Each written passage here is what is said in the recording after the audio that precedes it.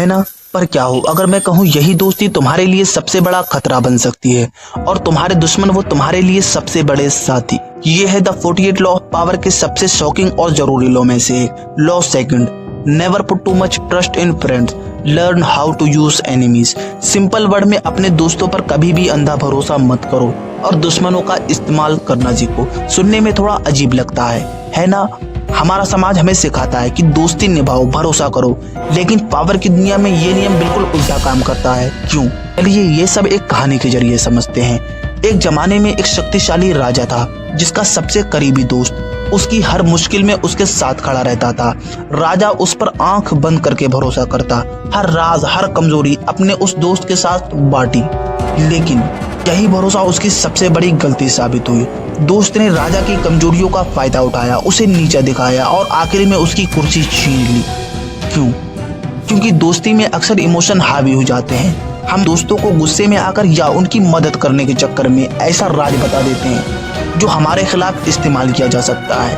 यही है पहला सबक, दोस्तों पर अंधा भरोसा तुम्हें कमजोर बनाता है। जब आप दोस्तों के साथ काम करते हो तो उसमें अक्सर जलन, कंपटीशन या उनका हिडन एजेंडा हो सकता है। वो तुम्हारी कमजोरी देख सकते हैं और मौका मिलने पर उसका फायदा भी उठा सकते हैं। अब सवाल ये है, तो क्या दोस्त ही ना रखें? बिल्कुल रखें, लेकिन समझदारी से। अपनी स्ट्रेटेजीज, अपने सबसे गहरे वाले राज अपने पास रखिए।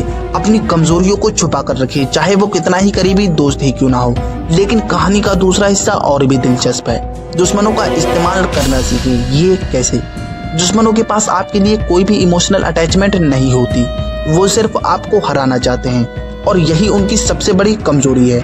जब आप अपने दुश्मनों के साथ काम करते हैं तो आप उनकी कमजोरियों को जानते हैं, उनकी स्ट्रेटेजीज को समझते हैं।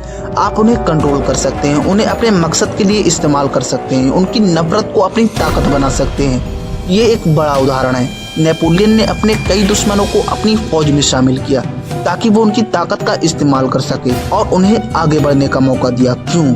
क्योंकि उसे पता था कि वो उसके लिए वफादार रहेंगे, सिर्फ इसलिए क्योंकि उन्हें एक मौका मिला था।